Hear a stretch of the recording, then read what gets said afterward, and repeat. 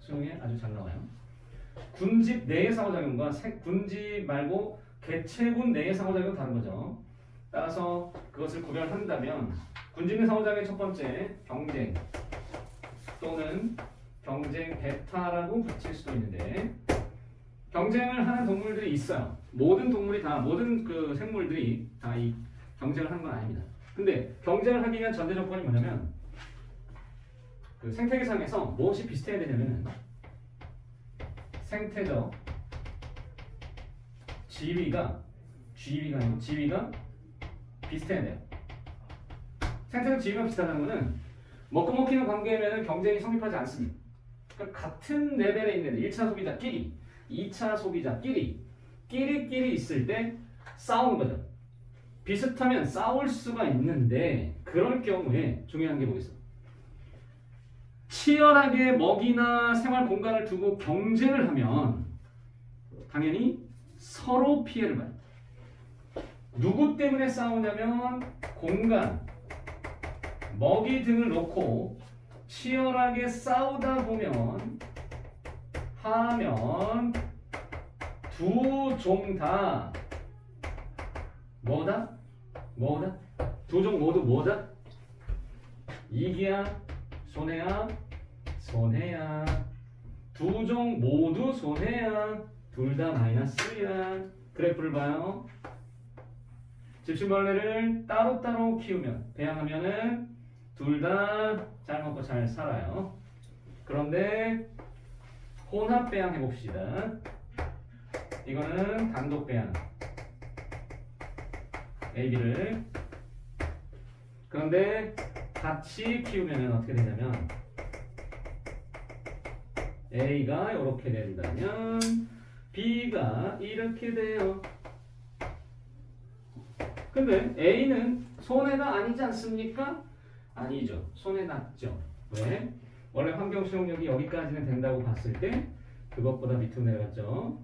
B는 도태됐죠. 배타당했죠. 둘이 치고받고 싸우다가 그렇게 된 거죠. 그런데 이런 애들은 누구예요? 집신벌레가 얘를 드는, 얘가 이런 애들이에요. 좀 고등한 생명체들은 보통은 경쟁을 피해. 그게 현명하다는 걸 아는 거야. 무조건 싸운다는 거는 꼭 맞는 논리는 아니에요. 두 번째, 자, 이런 게 중요한 거, 두 종 모두 손해. 시험 문제 이런 게 기점이 돼서 문제 나옵니다. 분서, 분서는 무엇을 나누는 거냐면, 경쟁을 피하기 위해서 무엇을 나눌까요? 아까 얘기했던 먹이나 공간을 분리하면은 안 싸우겠죠? 경쟁을 회피하기 위해서 먹이나 공간을 분리하는 것을 분서라고 할 적에, 거기 핵심 질문 위에는 얘가 뭐냐면 은어와 피라미아, 갈갈이 같은 게 있는데, 걔네들이 가끔 먹이를 분리하거나 공간을 분리하는 예로서 뭐 설명을 합니다만, 우리는 좀 더 실질적인 예로 들어가서 거기 핵심 질문 5번에 보니 따개비가 보인다. 따개 문제는 요즘에 잘 안 나오는 이유가 있어요. 이게 상당히 어설픈 이야기였기 때문이죠. 근데 한때는 수능에까지 나왔었던 이런 얘기들이 무엇이 잘못된지 볼까요? 딴딴딴딴딴. 물론 이제 개념이 있어. 그래서 그걸 우리가 파악을 하는 거야. 자, 여기가 바다고, 그 다음에 그림에 따개비 B가 밑쪽에 있어. 밑에 있고, 따개비 A가 위에 있어. 그리고 얘를 뭐라고 했냐면 만조 해수면이 여기에. 그런데 이 그림의 모호함은 뭐냐면, 여기 보면은 A와 B가 완전히 분리가 되고 있는 듯한 모습이에요. 과연 이게 가능한 일일까? 안 될 거는 없지만 조금 이상한 거예요.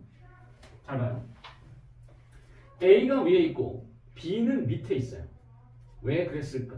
할 땐 그게 분서다라고 얘기를 합니다. 얘네 둘이 이렇게 경계를 이루고 A와 B가 더 이상 위로 올라가거나 내려가지 않는 이유를, 그 자체를 우리는 분서라고 보았다면, 그러면 자, 이게 무엇일까? 이 A를 제거하더라도, 만약에 A를 제거하더라도 B는 더 위로 올라가지 않습니다. B가 올라가지 않는 이유는 뭐냐면 이 선은 B의 건조 내성 한계가 됩니다. B의 건조 내성 한계가 요 라인까지라고 볼 수 있어요. A를 없애버려도 B가 더 이상 위로 안 가요. 그럼 A는 더 밑으로 내려오지 못했죠. 왜냐하면 분서가 일어나고 있는 거니까요. 이 건조 내성 한계를 기준으로 B가 있었기 때문에 A가 밑으로 못 내려온 거예요. 그런데 왜 A, B는 둘 다 이 물 바깥에 있을까요? 이거는 설이 여러 가지일 수도 있으나 이렇게 이해할 수 있어요. 어차피 따개비는 바위에 붙어 사는 애들이야. 그러니까 바위가 있으면 그냥 붙어 사는데 중요한 건 A가 밑으로 내려오지 않았다는 게 문제입니다. A가 왜 밑으로 내려오지 않았는가? 이유는 분서한 거예요. B랑 싸우지 않기 위해서 위에서 산 거죠. 그런데 만약에 B를 없애버리면 어떻게 되냐? 만약 B를 제거하면 A는 더 밑으로 내려가야 돼요.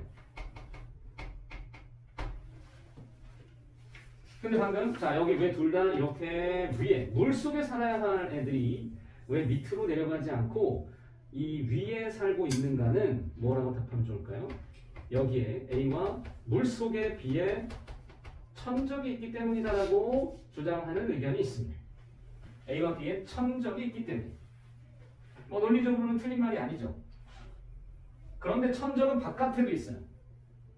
그게 대표적으로 따개비의 천적 중에 최고봉은 갈매기 또는 아줌마들이죠. 대박. 그거니까 얘네들은 이걸 피해서 올라갔지만 더 큰 천적을 만나게 된 거라고 볼 수 있습니다. 그러면 이게 뭔가 이상한 게 분서만 일어났고 경쟁은 없느냐? 사실 이 둘은 경쟁 관계로 볼 수 없어요. 왜냐하면 같이 있지 않기 때문에. 따로따로 존재할 경우 경쟁은 회피됐다고 보는 거야. 근데 요즘에는 이걸 어떻게 내냐면 이런 식으로 내요.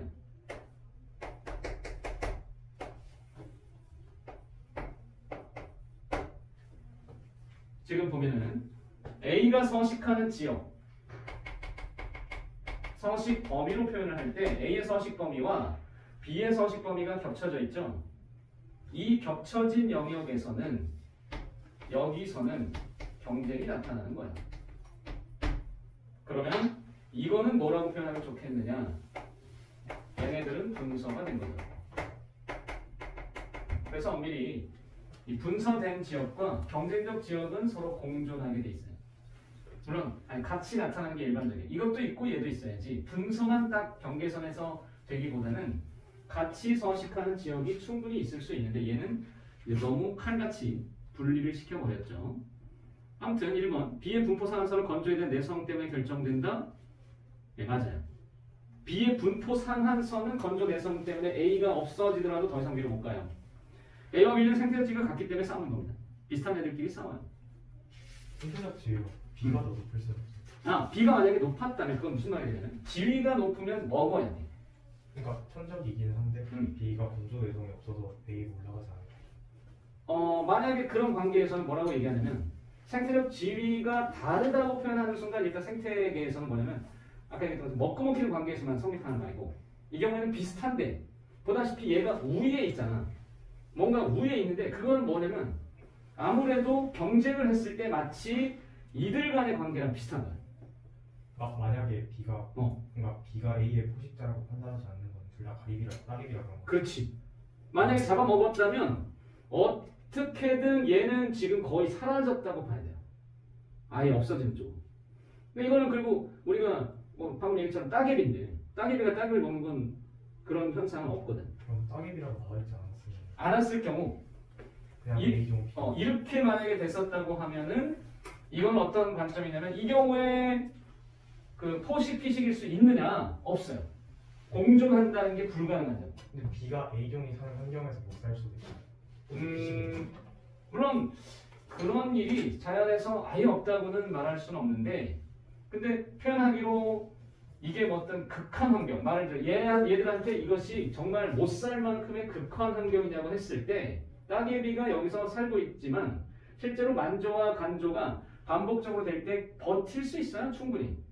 그러니까 물이 빠졌더라도 어느 정도 물기가 있고 파도가 치거나 하는 그 정도로서 얘네들은 살고 버틸 수 있는 거고, 그게 건조가 마치 사막이라든가 또는 우리가 일상적으로 육지의 환경 같은 건조함이 아니기 때문에 견딜만은 한 거죠. 단 얘는 그것조차 못 견디니까 견디기가 조금 더 불리하다고 판단하여 밑에 많이 분포하게 된 건데, 이 문제는 그 분서는 다른 것들과 구별할 때 만약 지금 이제 뭐 공생, 공생기생, 그리고 포식, 피식 그나마 유사한 게 요거라면, 포식, 피식의 관계는 이 따개비 같은 경우가 절대 나올 수 없고, 환경상으로 이런 것도 천적의 관계가 해당할 만한 건 없다고 보면 되고, 천적이 되려면은 그거는 뭐냐면, 보통의 경우 우리가 알고 있는 천적의 관계가 뭐냐, 이게 나타나면 얘네들은 도망가요. 완전히 피해야 돼요. 뭐 영양 때문에 아프리카 초원에 뛰어놀고 있는데 치타 한 마리 나타나면 걔네들이 눈치 보고 있다가 도망가는 게 상책이듯이, 사자가 나타나면 사자의 먹잇감이 된 애들은 일단 튀고 보는 거듯이 서로 인접한 지역에 있지 않으려고 하는 게 그게 보편적인 자연의 논리이고 섭리이고, 이렇게 같이 있다는 이유는 결국 둘은 비슷한데 상대적 우위에 있을 것으로 우리가 예상하는 건 얘가 상대적 우위에 있지 않을까인데, 뭐 그거는 우리가 짐작만 할 뿐 실제로 왜 그런지는 정확히 알 수 없는 거죠. A가 양보했을 수도 있잖아요. 자기가 난 괜찮아? 내가 위에 있을게 라고 할 수도 있는 거죠. 마치 피라미와 갈견이가 무엇을 나누냐면, 서식지를 분리할 때 갈견이가 약간 불리한 환경 속에 사는데, 그렇다고 해서 갈견이가 피라미한테 뭐 주눅 들어가지고 갔다기보다는 그냥 그 환경이 좋아서 간 거라고 보는 의견도 있어요. 그러니까 얘는 크게 개의치 않은 걸 수도 있다는 거지. 아무튼 결론적으로 볼 때 이거는 절대 나올 수가 없는 겁니다. 그러니까 오해하면 안 돼. 이거는 여기에다 대응시키거나 이쪽에 대응시킬 수가 없는 개념이다라는 거죠. 네. 여기서 이 그림보다는 요즘에는 이렇게 겹쳐진 이 그림이 더 많이 나와요. 왜냐면 이게 더 타당해 보이기 때문이죠. 그 다음 세 번째, 그게 바로 포식과 피식이라면, 자, 세 번째 포식 피식은 이건 앞에서 우리가 봤던 것과 같이 주기적 변동의 원인이죠. 먹고 먹히는 관계가 되다 보면 개체수가 더 많아지는 것, 많아졌다가 내려갔다가 많아졌다가 내려갔다가 하는 이것이 피식자의 개념이 맞겠고, 왜냐하면 피식자는 포식자보다는 당연히 개체수가 많아야 돼요. 그런데 이게 올라가면, 피식자가 먹히는 놈이 많아지면 포식자가 그에 맞춰서 따라가고, 포식자가 많아지면 피식자는 다시 줄어들고, 줄어드니까 얘도 줄고, 그러자 얘가 다시 살판 나고, 그러자 따라 올라가고, 내려오니 내려가고, 이렇게 돼서 타이밍으로 보면 여기를 끊어보세요. 이렇게 딱 끊으면은 먼저 선행돼서 올라갔죠. 그러자 따라갔죠. 먼저 증가, 나중 증가, 이 방식이어야 돼요. 그리고 먼저 감소, 나중에 감소, 다시 증가, 따라 증가, 이렇게 된다. 그래서 이게 선행지수가 되면 후행지수가 포식자의 개체수다 이 말이에요. 그것만 알면, 이게 뭐야? 무엇에 의해서 주기적 변동이 나타났다고? 바로 먹이 연수에 의해서 나타났다. 그러면 되겠어요. 공생과 기생은 종류가 두 가지죠. 참고로 여러분, 분서는 둘 다 이득이냐라고 할 때 그거는 좀 애매해요. 둘 다 이득, 뭐 이게 얘가 엄청난 이득이거나 얘도 이득이거나 하기에는 좀 그렇고, 손해와 이득을 따지기엔 조금 애매한 게 분서라면, 이거는 어떠냐면 한 놈이 좋으면은 한 놈은 손해를 보고, 한 놈이 이득, 얘가 만약에 이득이 되는 경우가 있겠네, 피식자가 이득이 되는 경우가 있겠냐라고 할 때, 그거는 포식자가 사라졌을 때만 얘가 이득이라서 이것도 일반적으로 누가 이득이고 누가 손해냐는 것을 따지기가 좀 애매한 거예요. 그런데 얘는 됩니다. 공생과 기생에서는 이 공생의 과정이, 공생이 두 가지가 있죠. 하나는 상리 공생이 있고, 또 하나는 편리 공생이 있는데 상리라는 말은 서로 이득이라는 거. 이거는 한쪽만 이득이어서 이거는 한 종은 이득이 확실하고 다른 종은 득실이 없음. 손해도 아니고 이득도 아니고. 상리는 두 종 모두 다 이득이다. 기생은 뭐냐? 기생은 한 종은 이득, 다른 종은 손해. 이 득실관계 확실하죠? 네, 그렇습니다. 그때 상리공생의 대표적인 예로서 개미 and 진딧물, 그리고 편리공생의 대표적인 예로서 요거는 그 해삼과 수미고기 뭐 이런 거, 아니면은 빨판상어와 거북이. 이 거북이 배 밑에 빨판상어가 붙어서 다니는데 공짜로 여행하고, 거북이가 먹으면 흘리는 거 밑에서 주워 먹고 기내식 먹고 여행하고. 얘는 살판 나는데 거북이는 몰라. 아무것도 몰라. 해삼이 수미고기, 해삼이 뭐냐면 그 바다의 밑에 이제 사는 애인데 그 꿀렁꿀렁하게 생긴 애 속으로. 참고로 해삼은 이게 이제 정확하게 동물의 분류상, 그러니까 후구 동물 중에서 제일 하드한 동물에 속하는 애인데 실제로 얘는 입이 없어요. 개념적으로 볼 때. 근데 아무튼 수미고기가 해삼의 이 구멍 속으로 들어가요. 근데 얘가 이걸 잡아먹지 못합니다. 수미고기는 말 그대로 숨는 고기인데 천적이 나타나면 해삼 구멍 속으로 들어가서 여기서 숨어 있다가 천적이 가면 다시 나가서 가요. 해삼 입장에서는 약간 황당하지만 얘를 잡아먹을 수도 없고 아무 짓도 못합니다. 해삼은 이득도 없고 손해도 없는데 수미고기 입장에서만 이득을 본 거죠. 수미고기 입장에서만 이득을 보고 다른 종은 득실이 없는 경우. 네, 그겁니다. 그래서 그래프로 우리가 해석을 해야 돼. 그래프를 볼 때 분명히 얘네들은 이 이득이 없는, 득실이 없는 애는 개체수의 변화가, 개체분의 변화가 홀로 배양을 하든 단독 배양을 하든 혼합 배양을 하든 큰 차이가 없는 경우가 되고, 나머지 애는 오히려 좋아지는 그런 변화가 나타나는 거라면 그것은 편리공생의 하나의 예가 되겠죠. 그래서 만약에 핵심 질문에서처럼 지금 가나다 맨 위에 그림에 ABC가 있었어. 그랬는데 A와 B만을 따로 혼합배양해 보니까 A 줄고 B는 완전 사라졌다면 그것은 아까 얘기했던 이런 경쟁 베타죠. 근데 다는 그럼 뭐냐? A도 좋고 C도 좋고, 그렇죠. 꽝고 발고 보니까 그것은 상리공생이 됩니다. 상리공생이 둘 다 좋아지는 거는 맞아요. 개미와 진딧물이 대표적인 예죠.